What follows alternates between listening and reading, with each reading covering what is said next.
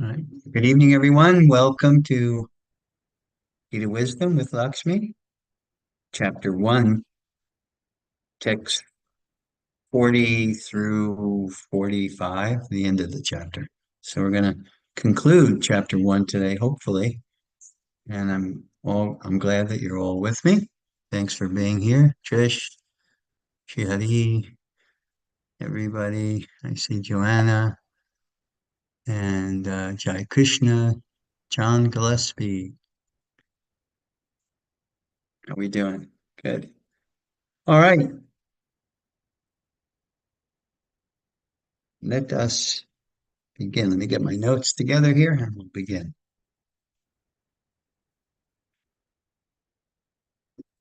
Okay, so we're continuing our journey of the Bhagavad Gita. We're currently on chapter 1. Hopefully, this evening we'll conclude with chapter 1.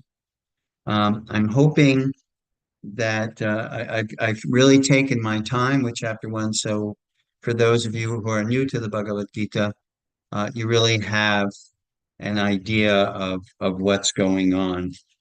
And I'm hoping I was successful in explaining it in a way and to a degree that you get a sense of what's going on here. You know, in terms of the various dialogues that are going on between Sanjaya and Dhritarashtra and Krishna and Arjuna.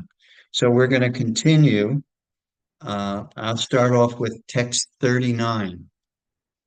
Now, there's a few things I want to say to preface um, this evening's verses, as we'll go over verse by verse in explanation.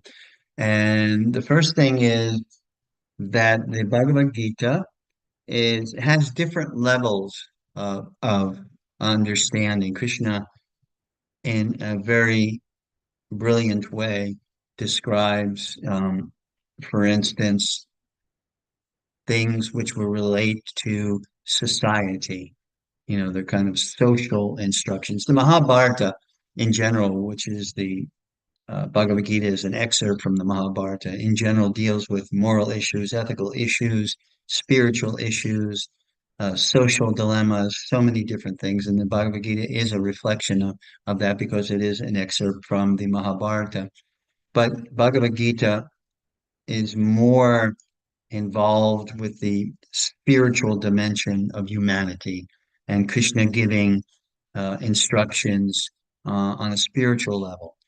We talked about previously that yoga in this regard, especially after the first chapter, yoga means a methodology, a system or a discipline by which humanity can benefit and actually come to the realization of life's ultimate purpose. So this is the Bhagavad Gita, and I'm going to go over just a few of the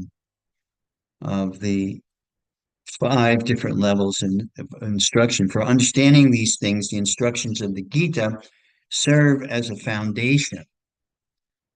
Um, Constructed upon this foundation is the palace of the Srimad Bhagavatam. This is the postgraduate study of the Bhagavad Gita, and maybe we'll do that next. With 12 floors, there are nine stories or cantos, two stories of the cantos above, and in the middle is the 10th story of the 10th canto. So this is describing Gita's position in terms of the understanding of yoga and specifically bhakti yoga, because the Srimad Bhagavatam, which is the postgraduate study, is really focused on bhakti and specifically the 10th canto of the Srimad Bhagavatam, which talks about Krishna and Krishna's relationship with his devotees, etc. So we have um, in the Bhagavad Gita in particular, uh, there is the first level, and the first level of instruction in the Gita are instructions for everyone. Um, as I said before, there are general instructions for everyone.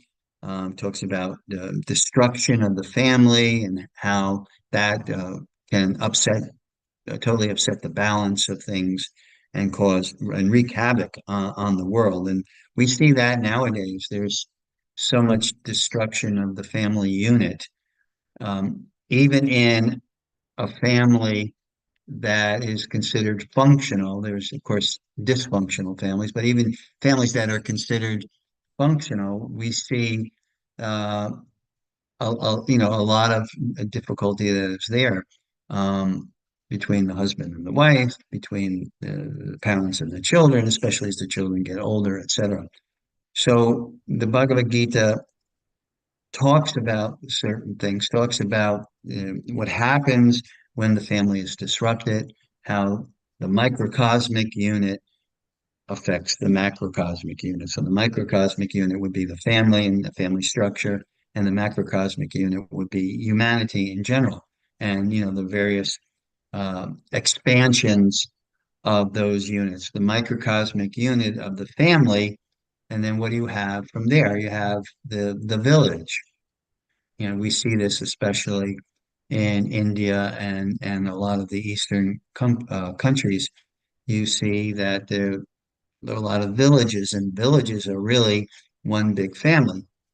My wife grew up in a village, and everybody knows everybody, and everybody helps everybody, and that's why we see that more conscious people try to become a part of a community, because the community is the extension of that family unit where we have deep friends, and those friends are confidants. We confide in them, they can confide in us. We support them, and there's so many things which are beneficial to our growth and development. So Bhagavad Gita's first levels, it deals with the general instructions for humanity. For instance, there's another verse which comes to mind.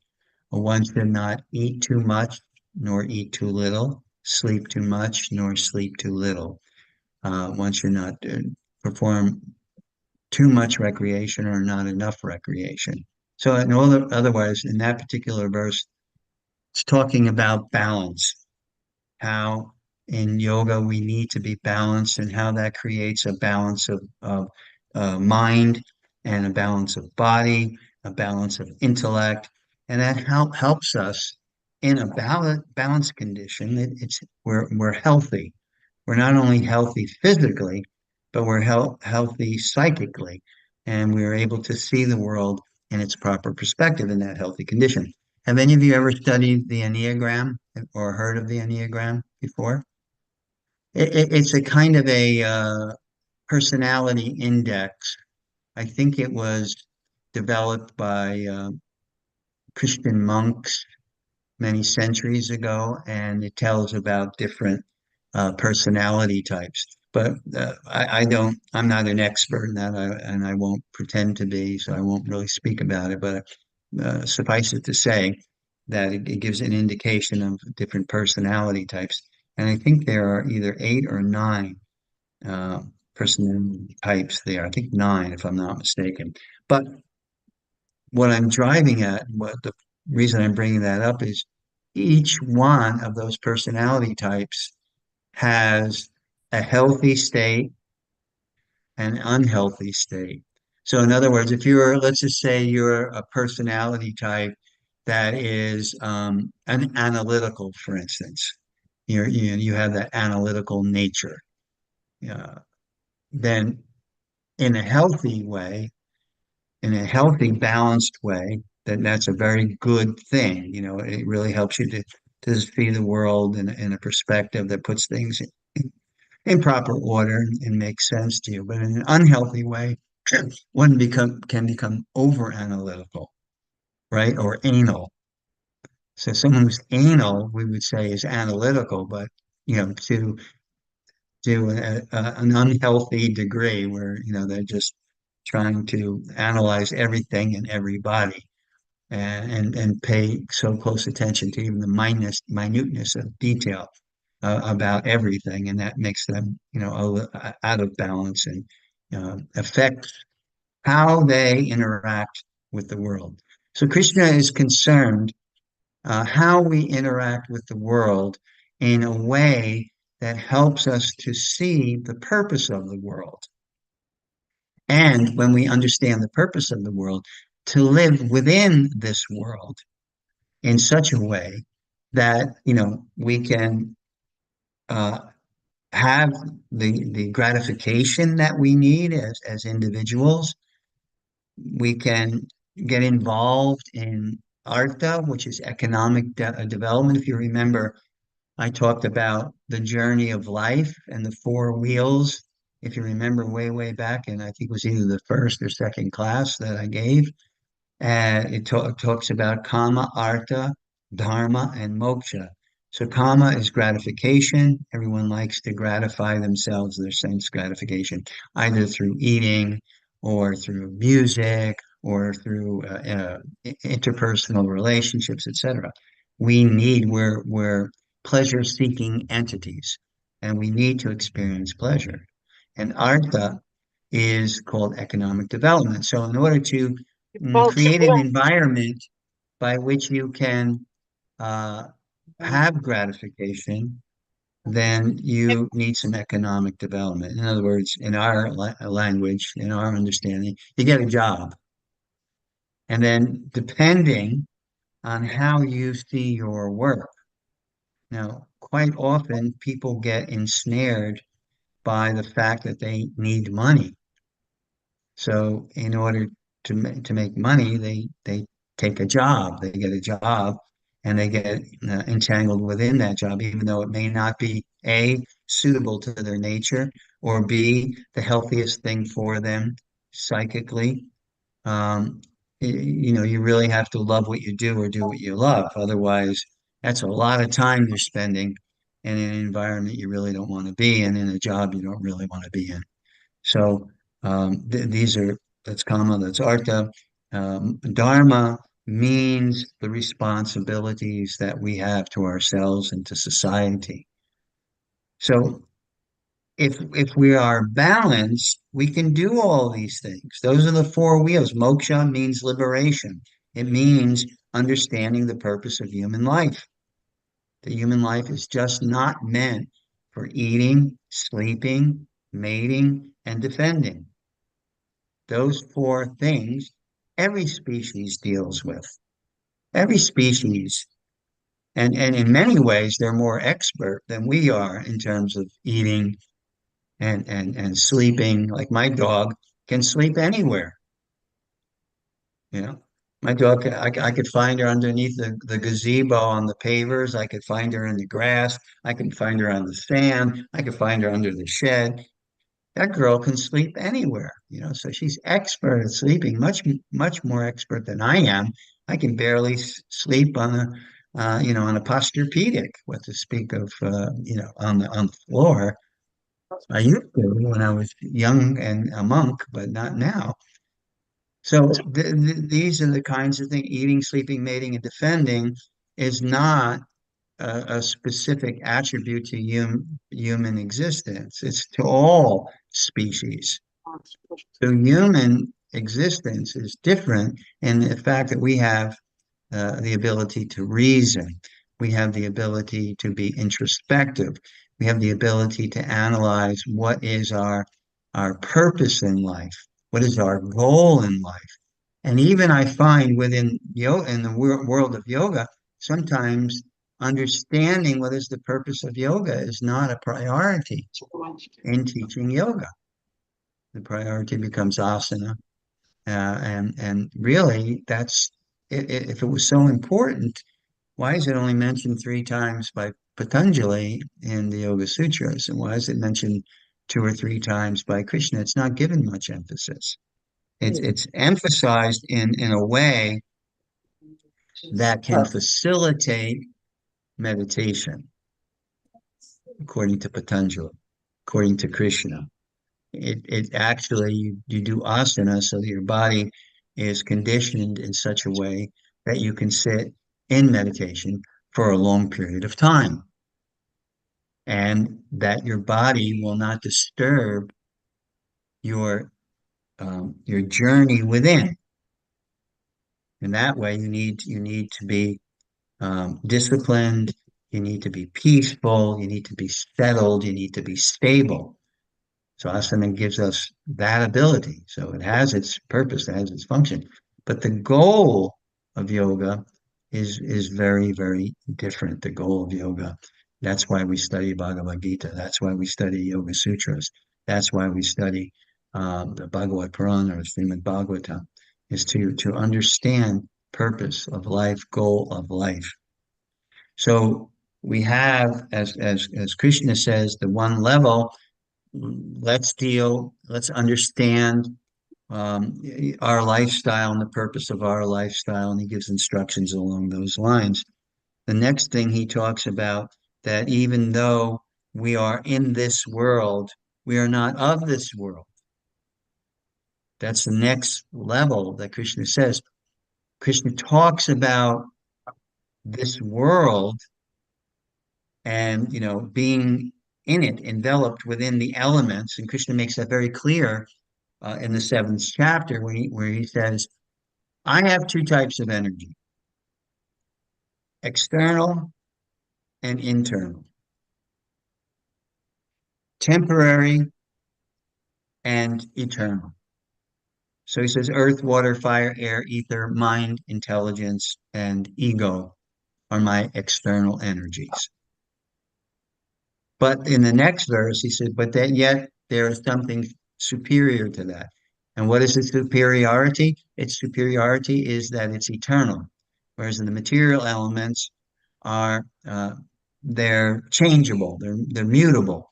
They come into existence, they go out of existence, they come back into they're cyclic, but they're always changing. The constant force Krishna talks about, and he talks about that as being the spiritual energy that everything is made up of, including the Atma or the Jiva, the soul.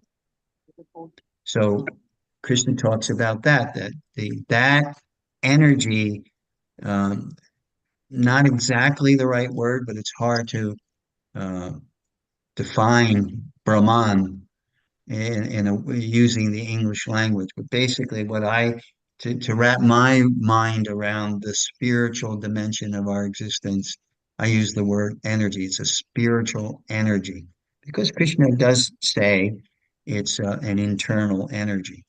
So that spiritual energy, the material energy, these two energies are together, joined together, and creates who we are. So Krishna also wants us to understand in the second level of the Gita, he wants us to understand Brahman. What is this the distinction? And we'll get into that distinction between material energy and spiritual energy in the second chapter. That's how Krishna describes yoga, and yoga being the methodology. The first way he describes it is by analyzing the nature of both, so that Arjuna can see the difference between his external energy and his internal spiritual energy. So that's the second level of the Gita. The third level is that there are actually two souls in the body. Krishna specifically says that in the 15th chapter of Gita. Sarvasya chaham ridi sanirishto matak smritir jnanam aponam cha. So smritir jnanam aponam cha. That means remembrance, knowledge, and forgetfulness. And Krishna says, I am the divinity within every living entity. So he is stating that within this microcosmic field of activities called the body, the material body and mind, two entities reside. The first is the Atma, the Jiva, and the other one is the Paramatma, the divinity, the supreme divinity that's there with us. And the analogy that's used in the Upanishads is that two birds sitting in a tree. This is a very famous analogy. I believe it's in the Svetashvatara Upanishad. Don't quote me on which Upanishad, but I think that's in. It says two birds in a tree. one bird is the witnessing bird. One bird is there, present, but witnessing the transcendental observer, and the other bird is trying to enjoy the fruits of the tree, and that's the Atma. So the third level of understanding, Krishna gives us some insight into that there is spiritual energy of that is which everything is made of, but there is also a divinity, a specific divinity called Paramatma, or in English, it's loosely translated as super soul, and that super soul resides within the heart, next to the living entity. And Krishna says that I am the source of knowledge, remembrance, and forgetfulness. The fourth level is called the presence, the dhyana, the presence of God everywhere. And this can be understood through meditation. In the Dhyana Yoga section of Bhagavad Gita, sixth chapter, we get some understanding of that. In the ninth chapter of the Gita, we get some understanding of that. So that there is God present everywhere, within every atom, within every living entity, etc. So the omnipotence and omnipresence is described by Krishna in the Gita. So that's the fourth level. And he also talks on that level, he also talks about bhakti, the yoga of devotion, which is a reconnective methodology that is practiced in such a way that through your devotion, through your development of love, that you can reconnect and reestablish the true relationship, the loving relationship with that Supreme. And the last one, and this is the most secret of all secrets, and that's in the Gita, talks about pure bhakti, what it means to give and to utilize one's every part of their being as an offering to the Supreme. And by doing that, the analogy can be used is that when you really love someone, right? If you've ever been in a relationship, whatever level of relationship, friend relationship, parental relationship, lover relationship, whatever level of relationship that you were on, and you love that individual, and you feel the selflessness, how you truly want to give. That is your expression, not that you want to take, but you want to give, and you derive a great deal of pleasure in that kind of selfless approach to the relationship. So Krishna talks about that in the Gita also, and then that's where the rich, flavorful taste. The word in Sanskrit is rasa, and it's hard again that Sanskrit word to give an accurate English, but my teacher, A.C. Bhaktivedanta Swami Prabhupada, would use the definition of rasa as taste, that the taste that we get in that that selfless loving relationship is so great that it is totally satisfying. And we understand, I mentioned this point before, that in the current science of wellness, or the science of happiness, that are being done by many scholars, Laurie Santos is one, Robert Waldinger is another, Dan Gilbert is another. Two of them are out of Harvard, the other one's out of Yale. They're finding in the research, I believe the one out of Harvard by Robert Waldinger is a research project on the science of happiness that's been going on for 85 years.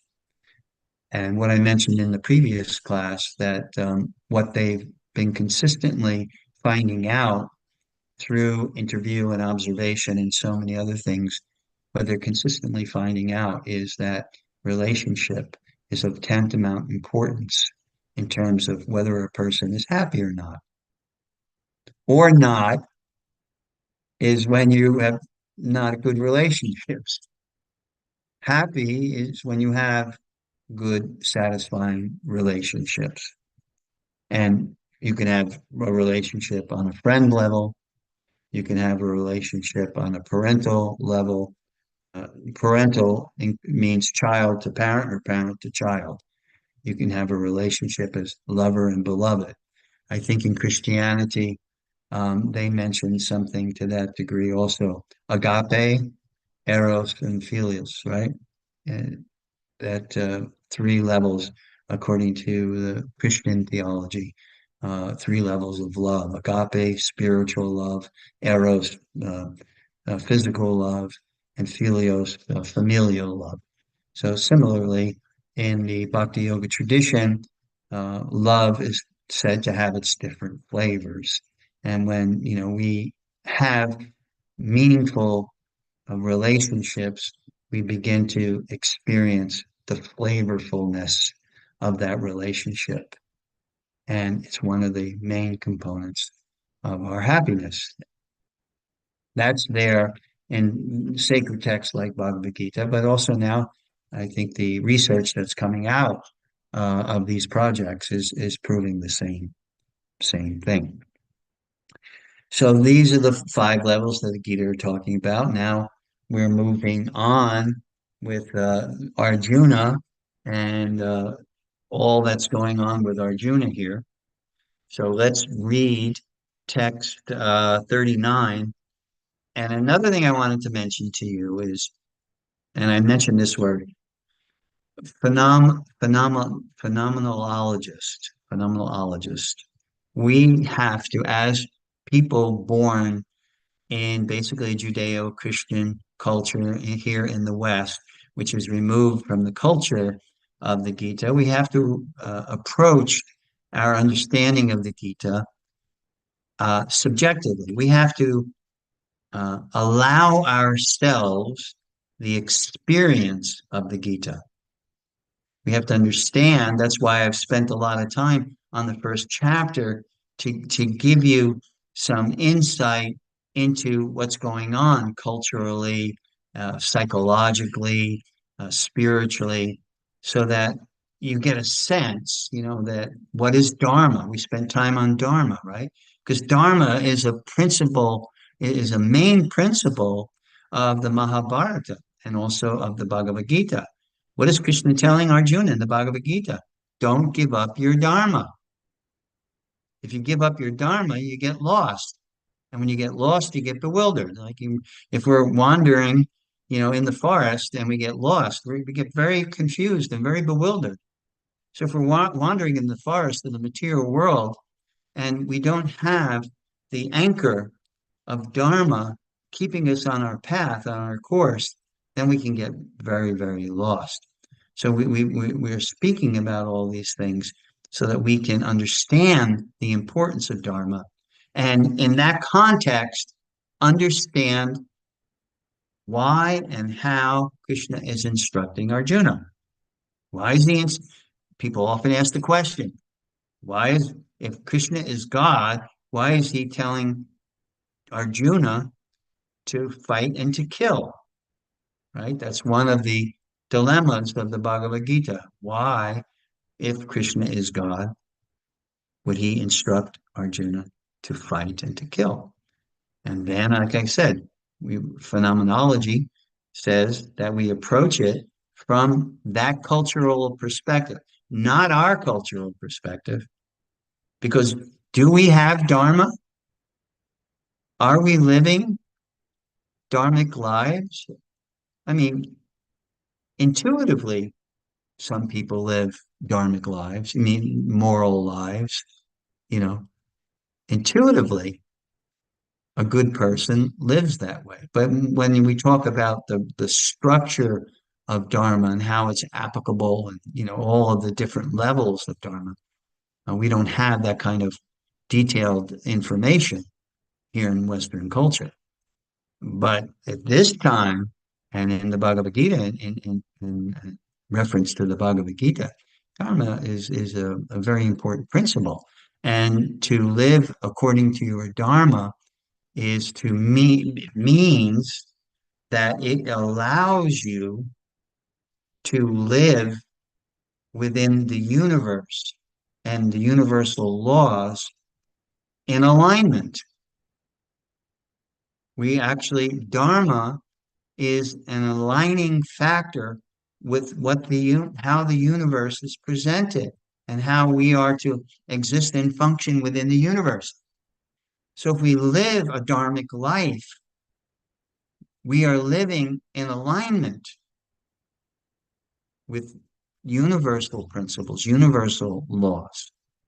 So that was understood in the day of Arjuna, in the day of Krishna, at the time of the Bhagavad Gita over 5,000 years ago when the Mahabharata and Bhagavad Gita were spoken. These were important principles of the person to live. Why is Krishna saying kill Duryodhana? Because Duryodhana is rejecting his dharma and wreaking havoc on society. And he wants to be the head of society. He's adharmic. He's not following dharmic principles.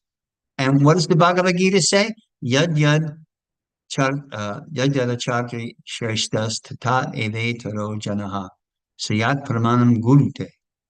That means whatever the great person does, the common people will follow. And we know it as role model. That's the terminology we use. And you should be a good role model. A father should be a good role model for his family.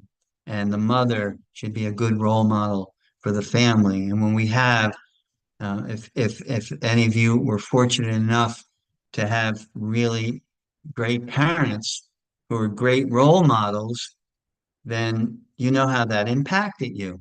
And if you were karmically, you did not have that good fortune and you lived in a dysfunctional situation, you know also how that it has impacted you and who you are nowadays. So teachers, parents, uh, um, gurus, anyone in position of responsibility uh, and is looked up to in society has that responsibility, and that was Dharma. So Duryodhana wanted to be the emperor, but he had no care or consideration for behaving properly according to Dharma. And therefore, Krishna says, if this is allowed to happen, then all the world will be in ruin. And we kind of see that today. I mean, we're kind of living, what Krishna prophesied today in the sense that leadership throughout the world is really not dharmic. They're really wreaking havoc on society. Why? Because there's three portals or doorways to suffering. Do you know what those three portals to suffering are? Anyone can guess? Who would like to guess? Anyone? Attachment. What did you say? Attachment? Mhm. Yeah, that's a good one because attachment is kind of the root to one of the portals. So lust, anger, greed. So how does one, when we talk about lust, we're not just meaning sexual, that someone is, oversexed or is, totally into. We're talking about intense desire. And Krishna, in this most wonderful verse in the second chapter of the Bhagavad Gita, he gives the whole psychological breakdown. I think I mentioned to you before. Dhyayato vishayam pumuksa sangasteshu vijayate sangat sanjayate kama krodha vijayate. Krodha bhavati sangmohat smriti vibramad smriti bramshad buddhi nasho buddhi nashat pranasati. Krishna says in that second chapter, he gives a breakdown. Contemplate the objects of the senses. What develops from that? What you meditate on, what you contemplate, attachment develops. From that attachment, intense desire, kama. Kama, krodha. From lust or intense desire, sometimes I hesitate to use the word lust because it's misconstrued. From that comes krodha. Krodha means anger. So either you have intense desire for something and you get it, and it's not what it's cracked up to be. I remember in the 80s, I was in the music business. I worked in the music business, and one of the up and coming artists of that time was Madonna, and I met her on occasion. And she didn't say this to me, but she said it to someone else later on after her fame. At that time, when I met her, she was just becoming popular. But way beyond that, when she was a mega star, she said, fame, it ain't what it's cracked up to be. But at that time, when she was not so famous, that's all she wanted out of life. So that intense desire, and then when we get it, when we realize that it ain't what it's cracked up to be, then that creates a kind of frustration. Or we can't get it, and we're always longing for it. I remember I read a news story maybe a decade ago about a young kid. He came from a poor family in New Jersey, and he was just turning 17. He was meditating on getting a Toyota Camry. That was his meditation. So he carjacked a Toyota Camry at 17 years old. He took, and the lady happened to be a school teacher, and he carjacked the car and he kidnapped her. He ended up killing her. And, that was the result of intense desire. Then you just, from intense desire. So it's kama krodha vijayate and krodha bhavati sangmoha. So from krodha, from anger, you become bewildered. When you're angry, you don't think straight, right? Many crimes are crimes of passion. What does that mean? Crime of passion. It means you're really not thinking straight and you act in a particular way. You lash out. You've already been through the attachment, the intense desire, the frustration, the anger stage. And then, when you're in that angry mood, you do things that are moha. And moha means your illusion. You can't, it's like being, walking in a fog. Sang moha smriti vibramad. Then your memory, smriti, becomes bewildered, totally bewildered. And then you can't see things as they are. You see things as you are. You don't see things as they are, you see things as you are. So if you're chaos and confusion, then you see the world in that particular way. So this is really an understanding, important understanding that we should have. The Duryodhan had to be stopped.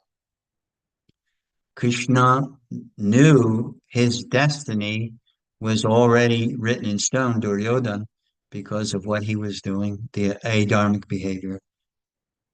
Arjuna was a warrior, a soldier, and if a soldier runs from the battlefield, what is that called?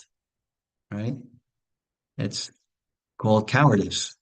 Soldiers' whole responsibility or duty, and their whole training is to stop, ideally, it's to stop exploitation of other people, to stop the exploitation in the form of, stealing their land, taking their possessions, so many things that we see when a country is aggressive and attacks another country. It's the duty, it's the responsibility of the warrior, the soldier, to stop that adharmic behavior. So that's why, Krishna gave those instructions to Arjuna. Please stop him. If you don't, Arjuna was saying, because Arjuna became mamatwa. Mamatwa means attached. He wasn't attached prior to him getting on the battlefield, right? He was ready. He had his bows, his arrows, his spears, his chariot was loaded with weaponry. He was ready to fight. Arjuna took a vow that his enemy will never see his back. His enemy will never see his back. And he kept that vow. And when he came to Kurukshetra for the battle, there was no doubt. When did the doubt arise? When Krishna brought him before the people that he had to fight, and he was attached to them.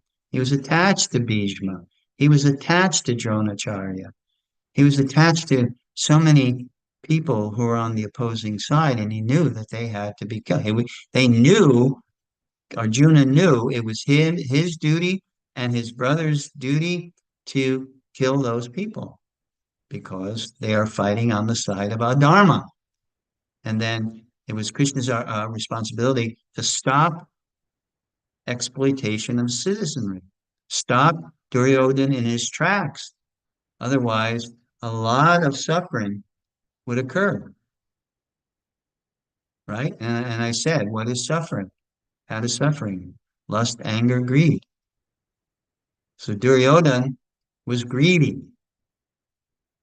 He wanted the empire, even though he wasn't the heir to that throne. Arjuna and his brothers were. So Duryodhana was greedy. He wanted that throne. There's a nice story which talks about greed. There was a farmer, and this farmer was poor because he didn't have much land. So what his land, the land that he had, could produce was not enough to support his family. So he was lamenting to his friend, "Oh, I don't have enough land. I can't grow enough food to even feed my family. What should I do?" And his friend said to him, "Go to the king. The king is known to be magnanimous. Put your, put your plight before him and see what he'll do." So the farmer had no other recourse. He had no way to get more land. He didn't have any savings. He had no wealthy parents or anyone else. So he took his friend's advice. He went to the king, and he was fortunate to get the audience of the king. And the king said, "So, what can?" Because in those days, the king would have regular audience. He would give audience to his citizens, and they would come in one by one. They would either express their complaints, their dissatisfaction, what was going on. Just like we have today, right? We have full expression as to what we're just that. No, as soon as you express that, you're deported. So this is what. So the farmer went to the king, and he had his audience, and the king said, "So, my dear sir, what can I do for you?" And he said, "My dear king, I am just a poor farmer. I am not able, because of lack of land, I'm not even able to feed my family. You're the king, you are wealthy, you are powerful. Can you kindly grant me some more land so that I can have a chance at supporting my family?" So the king, being magnanimous, he said, "Yes." He said, "Okay, I understand. And here's what I want you to do. At sunrise tomorrow, you meet me at this spot, and then I will give you instructions." So the next day, at the designated spot designated by the king, they met, and the king told them, "You walk south and keep walking as much land as you can walk in the course of a day," meaning at sunset, it's not at sunrise, that's when you start. It's not sunrise yet, but as soon as the sunrise, you walk south and you keep going, and then you have to be back here at this spot at sunset. And if you complete that journey, then as far as you got, that will be all yours. So the farmer was just like, whoa, now he has visions of being a king, that he can walk so fast and so far he can get so much land. So the sun rises, it's like the starting gun. The sun comes up and boom, he starts walking, and he's walking and he's walking, and he walks a long time and a long way, but he doesn't keep in mind the fact that he's got to be back by sunset. So when he finally realizes, wow, I've walked a long, long distance. I don't know if I'm going to get back in time. I won't be able to complete my duty, my responsibility to the king. So he starts running back and running and running and running, and it's a long, long way.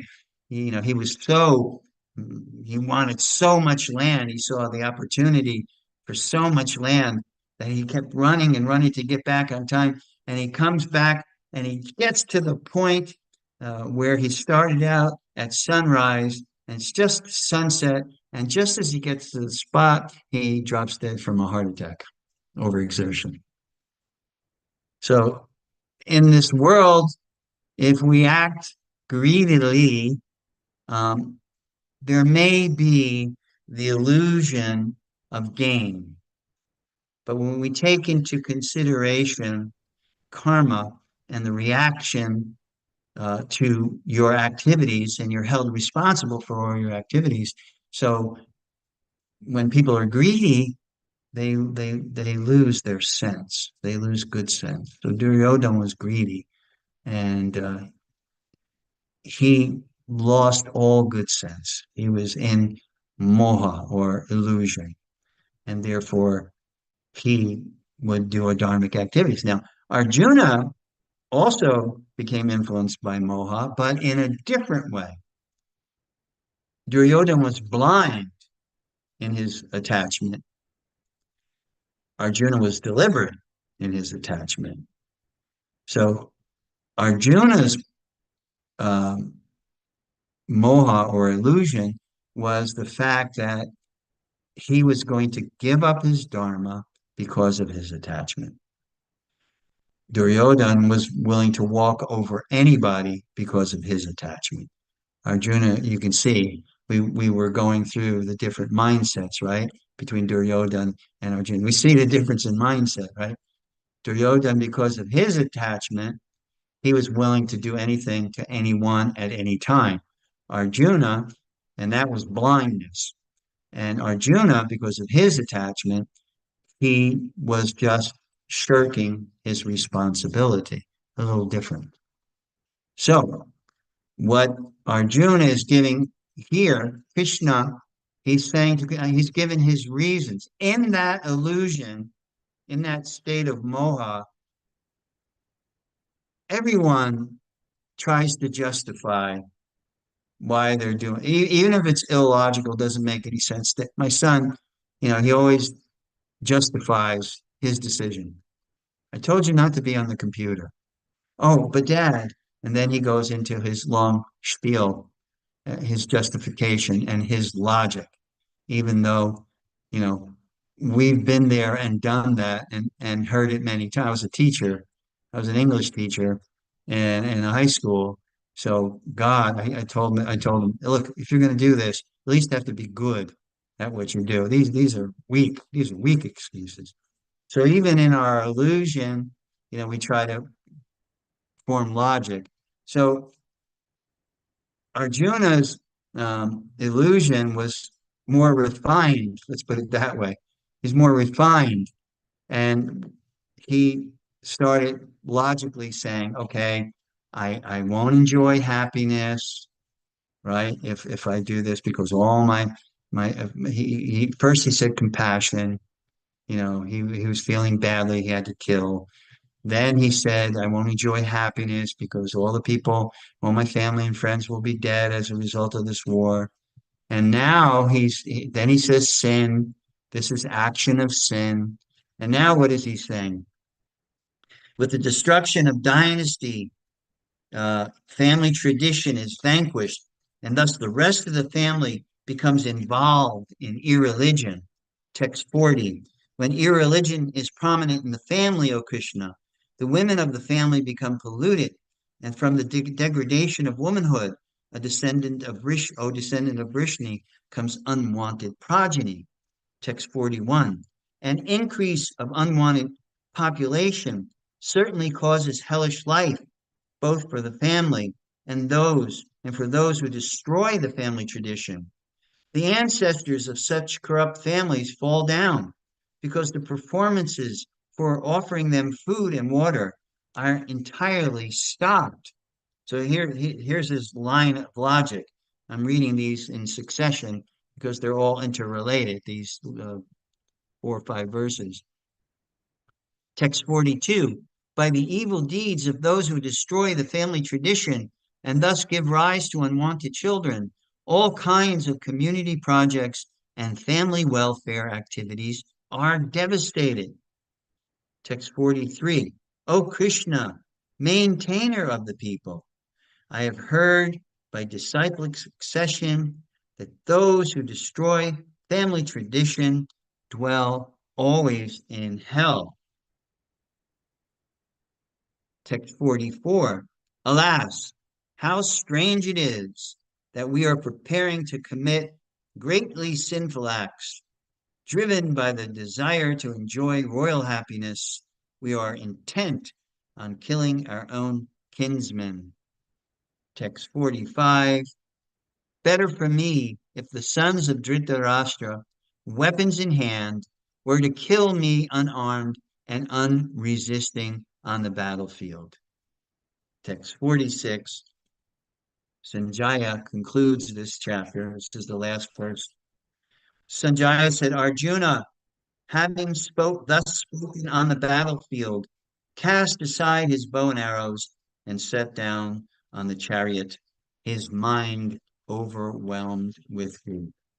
So there's a lot of things in here to suss out.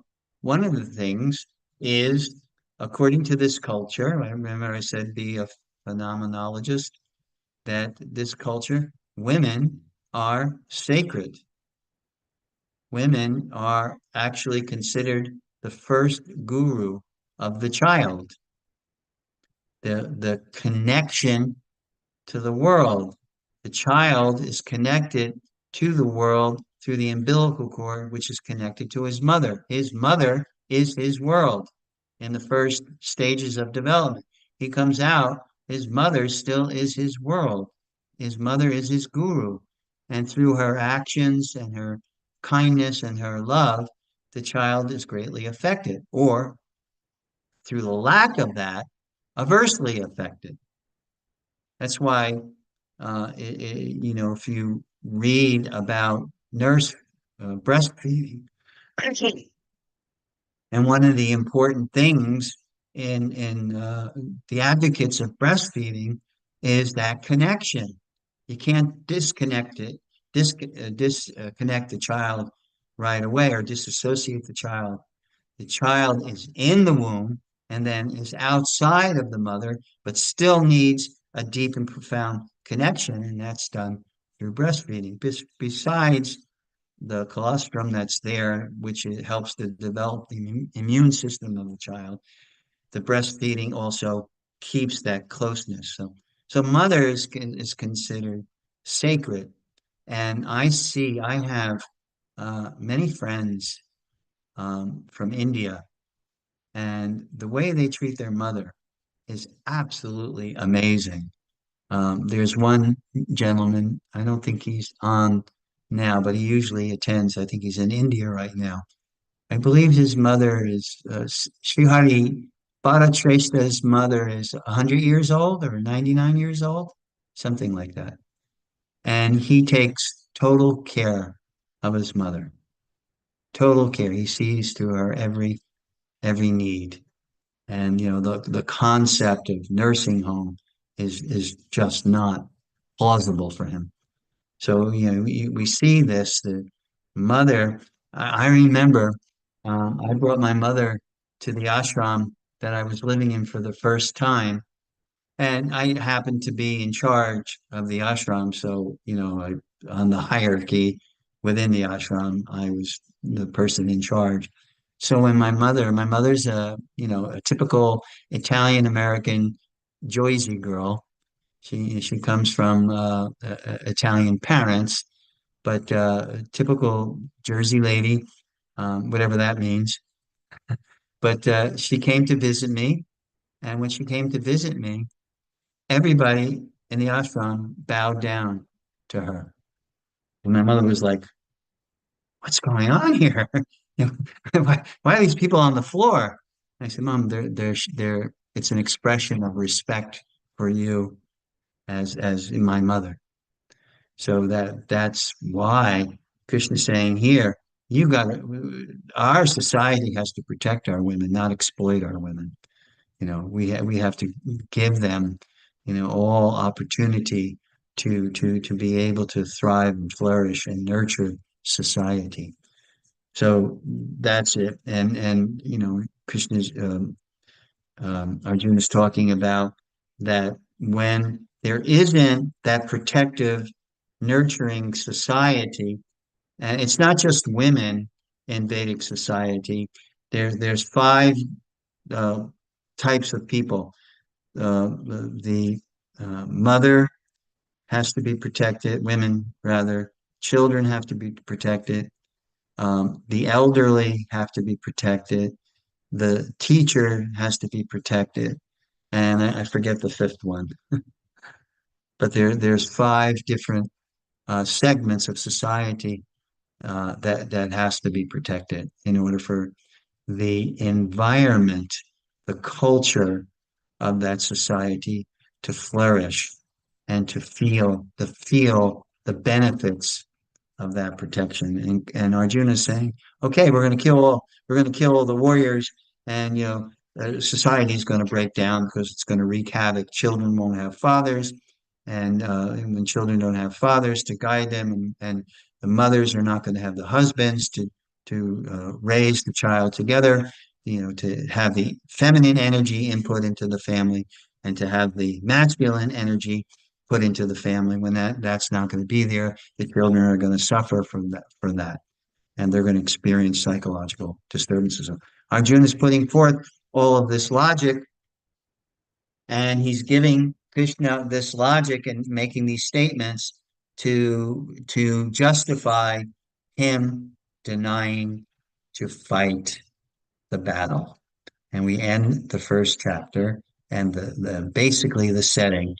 In the second chapter, there'll be a few more verses which continue with that theme, and then we'll move into uh, Krishna giving Arjuna the instructions to relieve him from his depression, his dejection, and his confusion.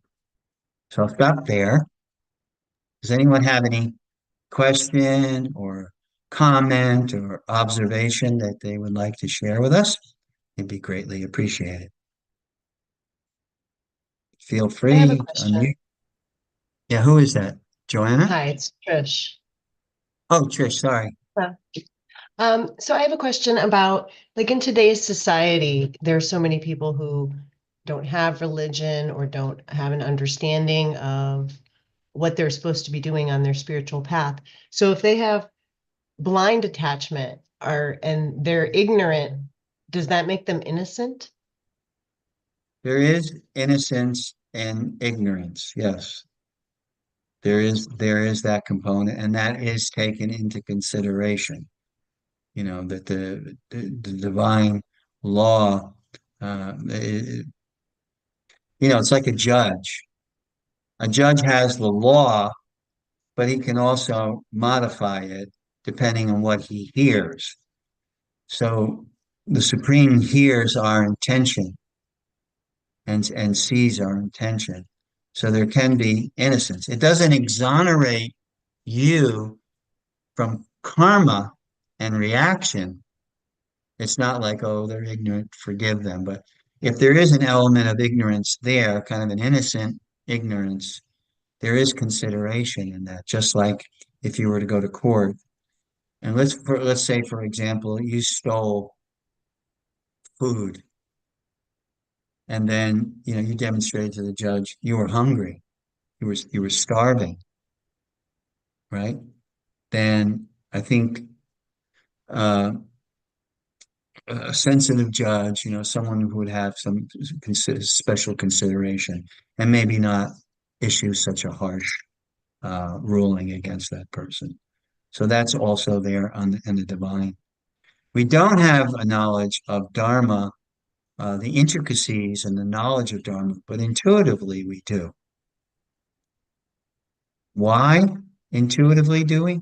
Because the characteristics uh, of the soul are eternal.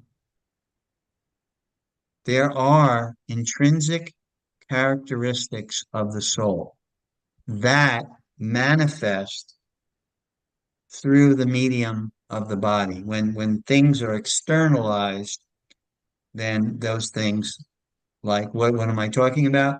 Kindness, compassion, friendliness, respect. Bhaktivinoda Thakur, a great saint and teacher in our line, says those are all characteristics of the soul. So intuitively, a lot of people like to be good.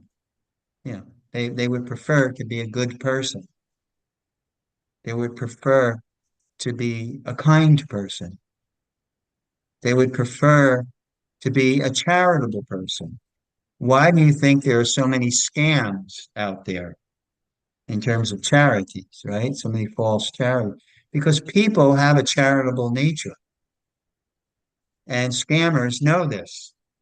I get so many calls in the course of a year.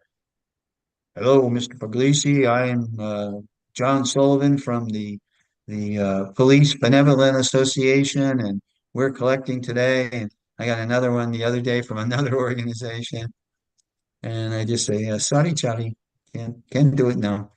But they know, and there's so many people who are scammed out of so much money now. Like I don't know, people get texts and messages, on their Telegram and whatever.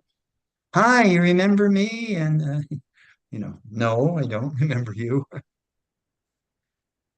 And one person called, and he had an Indian voice, and he was saying, "Hello, this is John, and I am from the immigration department, and we have a complaint about you, and we have to see your passport." And I said, "Oh yeah, fat chance you're going to see my passport, right, John?"